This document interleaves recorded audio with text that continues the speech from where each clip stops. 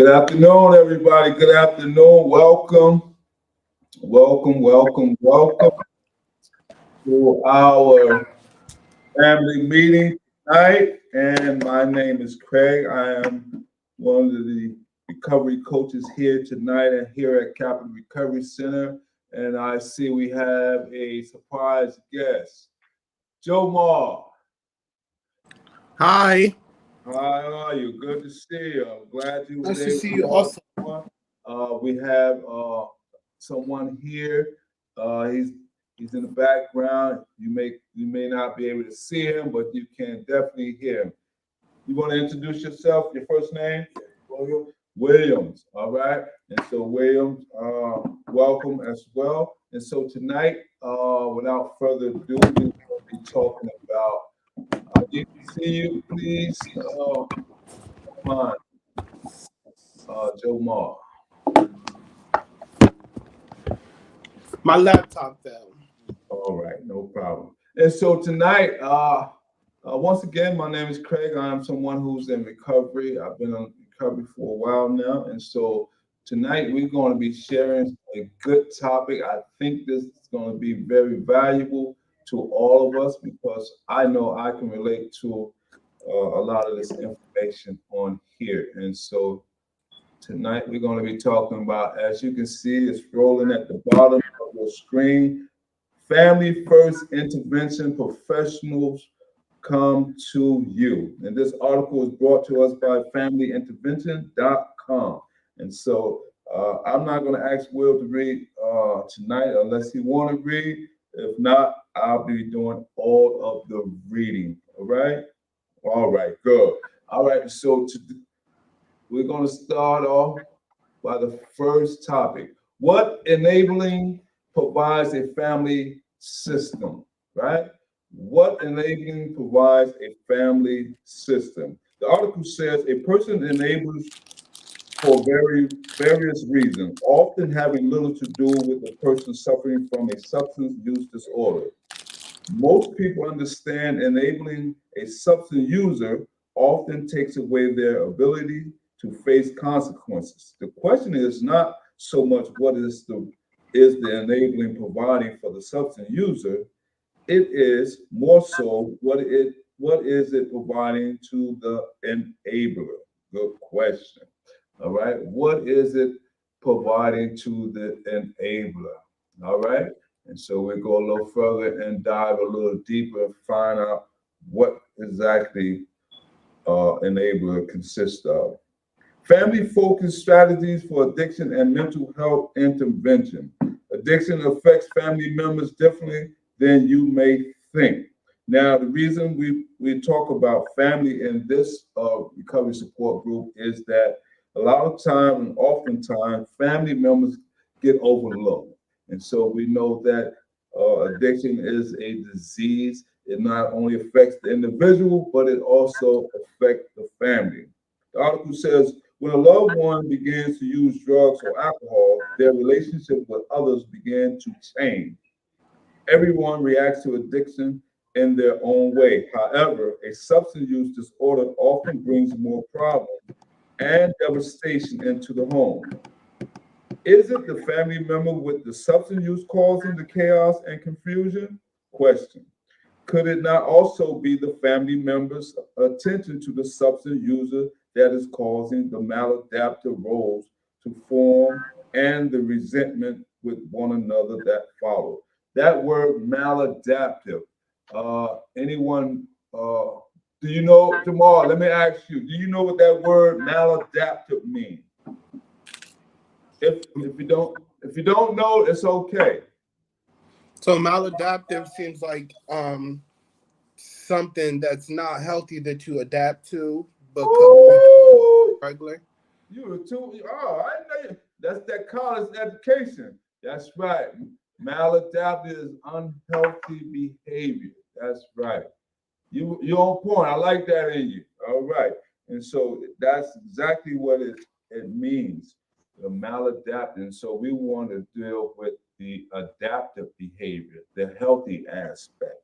And so the next topic of discussion we're going to dig into it. It says, how does addiction and mental health lead to dysfunctional family roles? I'm glad you asked.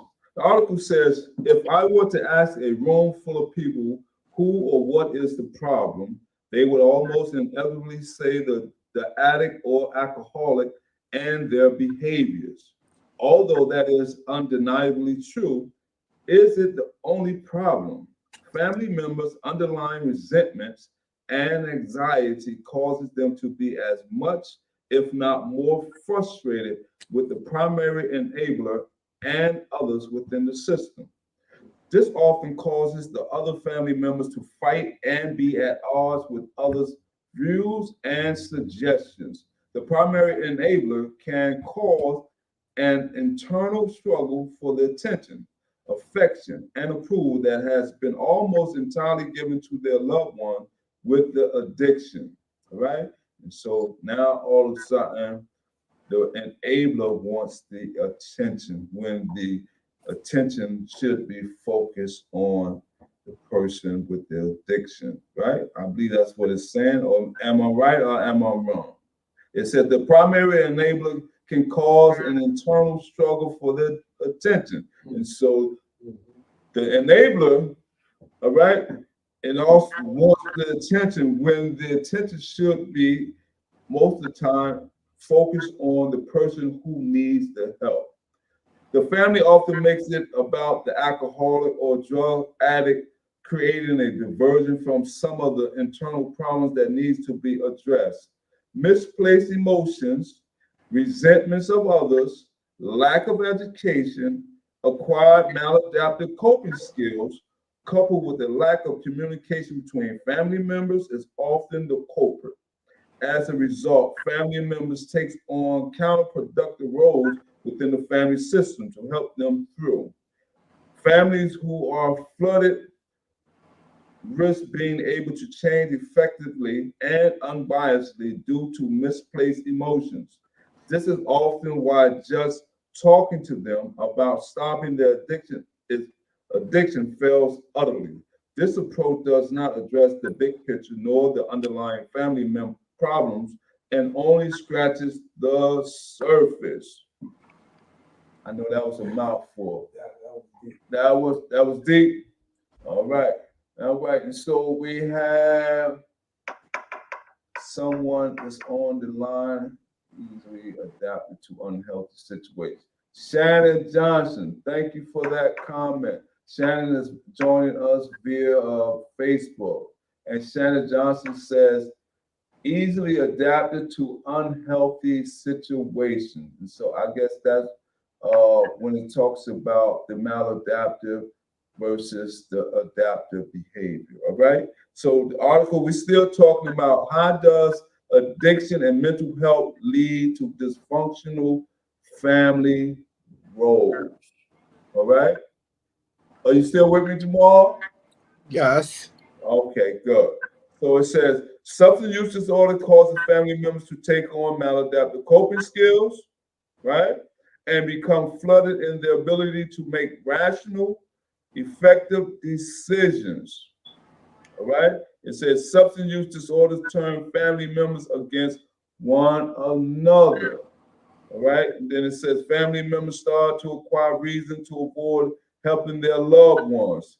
There's often something gained by holding on to certain family roles, such as the hero or the enabler who seeks to remain feeling needed in the relationship. And so now, when you have a household of family members who uh, feel like they are being abandoned or left out or not given the effective attention, when all the attention is being faced or focused on the addicted person, now there are chaos and confusion within the household because now people are saying, well, why everybody's so focused on this individual when I need some attention as well. Now, I don't know about your household. I know when I was using, when I was in active addiction, I know I can recall a time when I I got incarcerated. I was using drugs. I got incarcerated, and I wanted to get bailed out. And so I called home. I said, "Mom, my bail is 1,500 over 500, something like that." And so I have little sisters, and so it was around Christmas time, and this is what my mom really told me. She said, "You know, the money that you asking to get bailed out, this is the money that I was going to use to buy your sister them Christmas gift." You know, I was so selfish in my own addiction. You know, I was saying, "Yeah, I don't forget all that. Come get me," you know. But you see where that can cause friction within the household, whereas my addiction, my uh, what we call my cunning, babbling, manipulative ways, didn't think about my little sister them having a good time for Christmas. It was all about me. So therefore, it took the attention away from them and focused it all on me. You see what I'm saying? So that can cause chaos and friction within the family. So the article goes on to say the family system often approaches the problem from the direction of the substance use being the primary problem. Our research shows that it is far more effective to address and repair the damage to the family system before help can be offered effectively.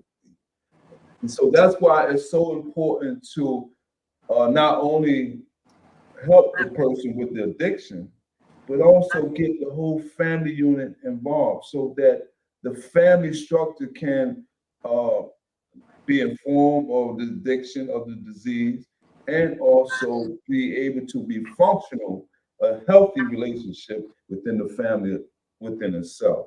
All right. It say family members avoid confrontation and the fear of rejection. Creating ambivalence and confrontation is proven to be the most effective method to move a substance use disorder client through the stages of change when applied therapeutically and professionally.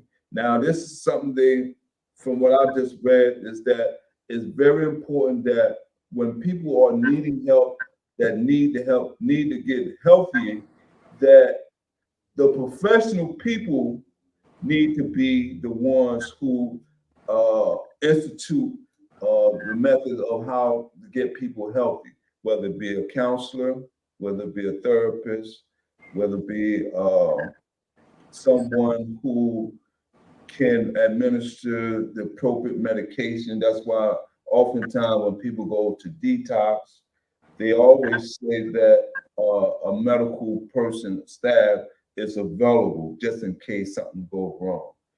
Now, when I came through the system, when I was using drugs, they used to say the old method of detoxing was to kick it, you know, stay home and do it. But that we come to learn, we come a long way since those times in the 70s and the 80s, all right? And so it say family members frequently find objection to solutions offered. This is often due to unresolved and misplaced emotions. Some family members unconsciously avoid the steps required to help their loved one in order to hold on to the new family patterns of confusion and chaos. Some people love confusion and chaos, right? I don't know about you know, I can only speak on my family, you know what I mean? It's not so much of confusion and chaos, but there can be confusion and chaos when things are not going accordingly. Especially when I was doing my thing, I know I caused a lot of confusion and chaos. The longer maladaptive family roles are left unaddressed, the more damaging and lasting impact they can have on the entire family and their loved ones.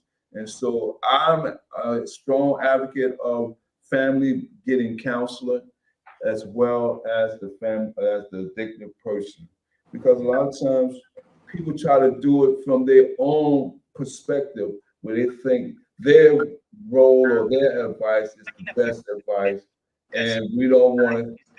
I know in certain communities, when you start talking about therapists, psychologists, that's like a taboo language. I am someone who suffers from PTSD, and so uh, at first I I had this stigma about uh, going to see a psychologist because oh man, ain't nothing wrong with me. I ain't crazy, Yeah. you know, and all of that type of conversation or mentality.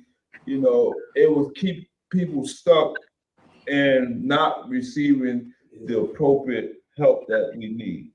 And so I took it upon myself I went through a few of them. I ain't gonna lie.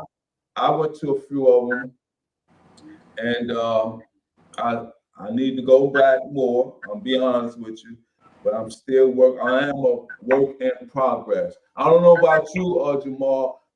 Do you? Let me ask you a question. Do you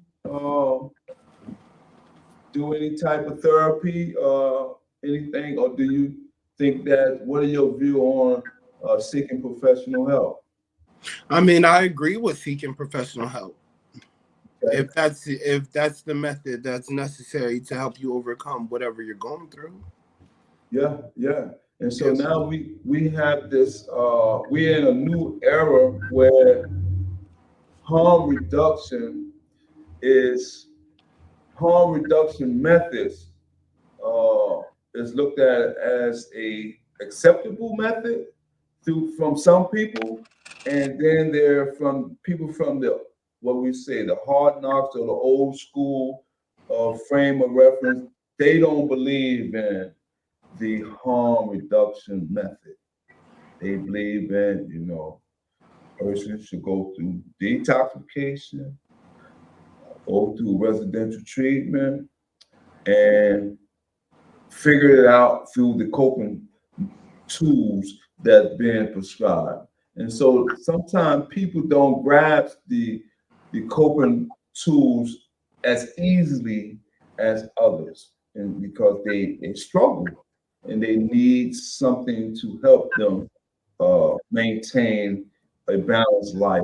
And so I am of the opinion that if it works and it's helping people to maintain a steady lifestyle and it's not causing chaos and confusion, not only within the family, but also within the community, let's give it a try.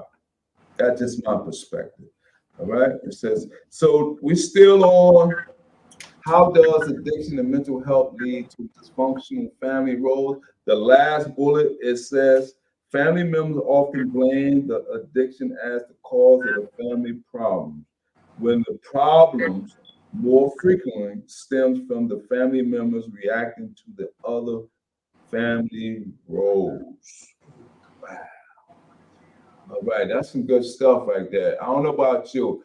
How you like? What do you think of this article, this information, Jamal? I mean, I agree with it. Okay, well, I don't want to bore you, but I think that when we are open to information, uh, especially when it comes to getting healthier, I think that we should at least give be open minded and not to be closed minded when it comes to, because a lot of times it may not be going on in our own household, but there can be family members that may be listening to what I'm reading from this information, and they can be very helpful. You know what I mean? And so that's why we oftentimes share this information, because a lot of times uh, there are a lot of families that are really going through it, and they need to hear some vital information that can at least assist them if there is some chaos and confusion within their household. All right. So the next topic is family roles that often occur within a family affected by addiction and mental health. To better to better understand how these harmful behaviors can prevent effective solutions while affecting the family, we'll identify the most common inherited family roles. Please keep in mind that many of these roles can be an extension of others and exist simultaneously. The first bullet says the substance user is the role that draws the most attention and for obvious reasons. Substance users act out the family's untreated guilt and shame while self medicating their own.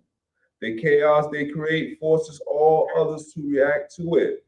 The addiction starts the process for the primary enabler, which in turn initiates a dynamic that forms all the other family roles. The substance user is often viewed as the only person who needs to be fixed. Wow. Wow. Very interesting because oftentimes that's how most people look at it.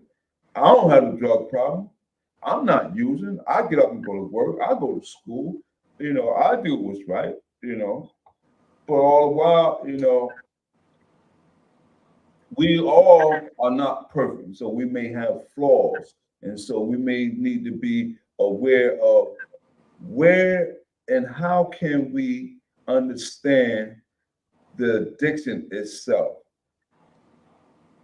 Jamal may understand addiction is a disease that need to be treated, just like high blood pressure, diabetes is a disease that need to be treated.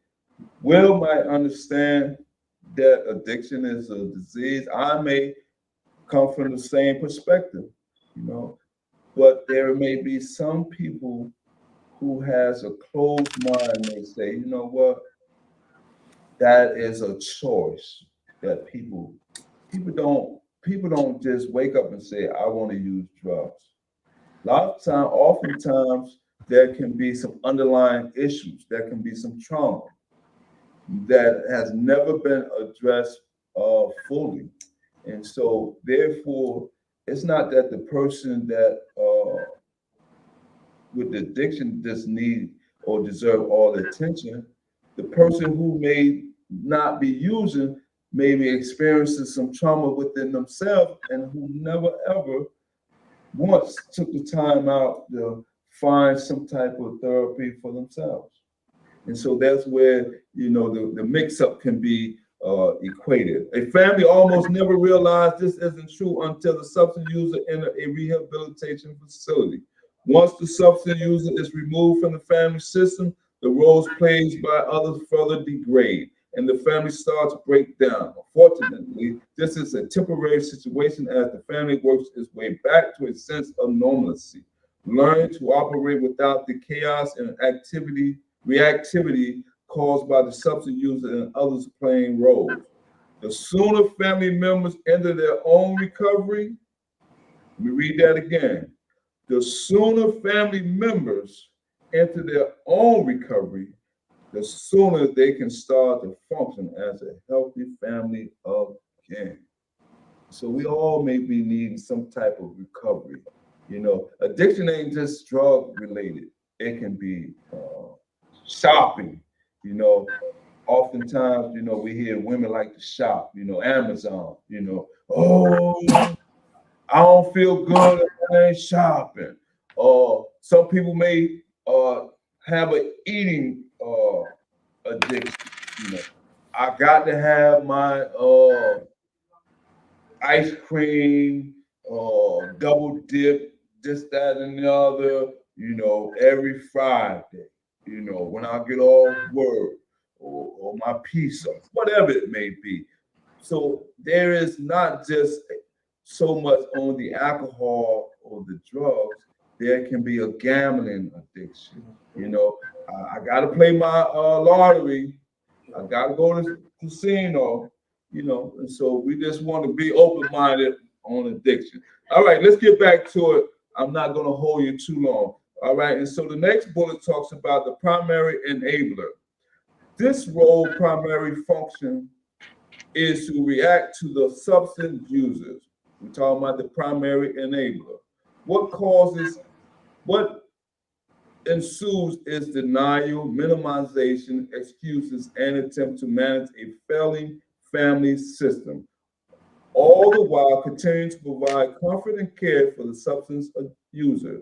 The enabler role creates a trickle-down effect that inflicts significant devastation on the family. While most families believe the substance user is the source of all the resentments and grief, it is the primary enabler who has the greatest impact on the family system. Wow. It says the enabler. Anyone knows what the enabler is? You want to give a try, Jamal? You're saying what's an enabler? Yes, yes. Uh-huh. So one for me, an enabler is only considered have like, the meaning of being an enabler only has like a negative meaning to it when it's dealing with addiction, because the enabler naturally allows you to, they make it able for you to do something. So enabler positively is somebody who allows, like, so say for example, if you're advocating for me, you're enabling me to be able to do something. But when it comes to addiction, the enabler is basically somebody who is also making it easy for the person, they're not making like when you enable somebody in addiction, you are basically allowing the things that they're doing. It's okay. Like you're not really pushing them to want to quit, because you're essentially making it easier for them. You're probably giving them the money. You're probably taking them to get the drugs or something like that. Yes. As an enabler.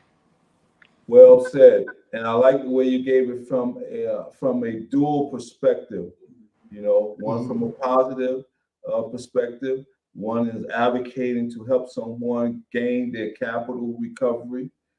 Then from a negative perspective, where you enable someone to continue to spiral down the road of addiction. Thank you so much. I appreciate No problem. Yeah, and so we need more people like you in this online group. And it's because Right. you make it interesting, make it fun. And so I'm gonna read 2 more bullets on this topic of discussion: family roles that often occurs within a family affected by addiction and mental health. And the next one I'm gonna talk about the martyr. The martyr is the family member seen as the victim of the substance user's behaviors.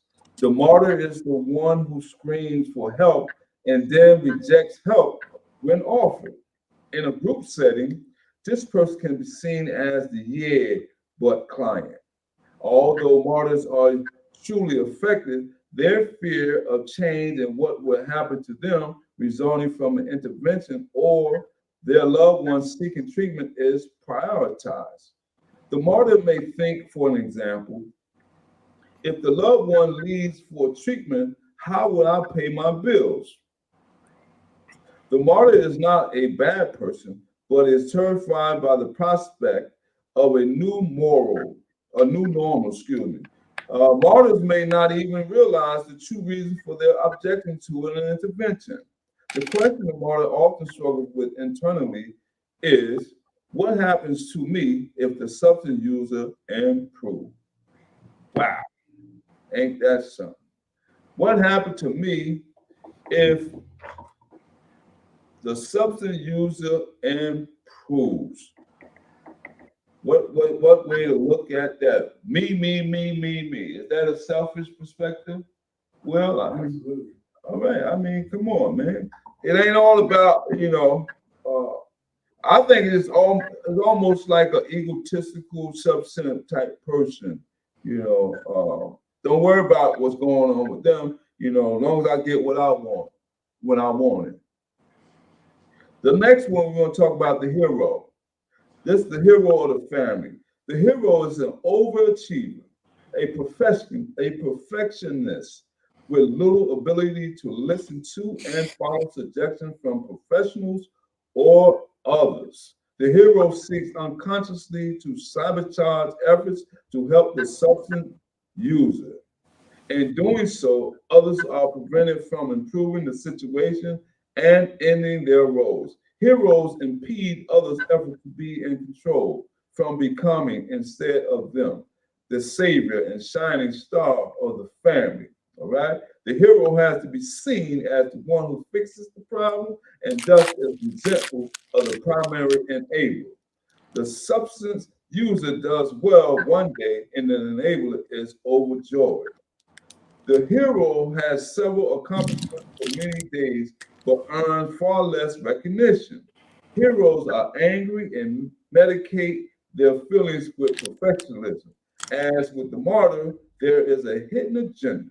If the substance user gets better, will he or she gain more attention from and become a hero in the eyes of the chief enabler? Everybody wants to take the role of the substance abuser. Everybody wants the attention. You saying that as well? So it's like,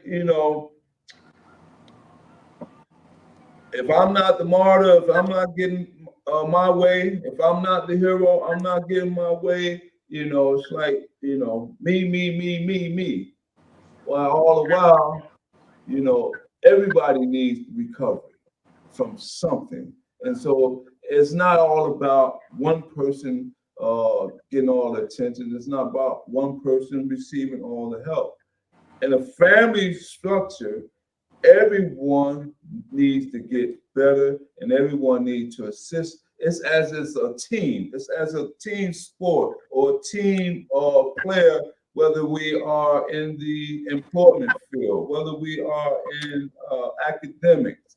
It's not all about who get the best shine. It's about all us coming together to work it out and become great all together. All right. And so that's going to be it for this week. I'm glad once again, Jomar, you logged on. I appreciate you sharing. No problem. I really enjoyed you sharing that, especially that part with the enabler. You broke that down like a recovery coach. Thank you. All right. And so until the next time, stay safe and I'll be in contact. All right. All right. All right. Enjoy, Take everybody. care. See you next time. Thank you. Yes. All right. We out of here. All right.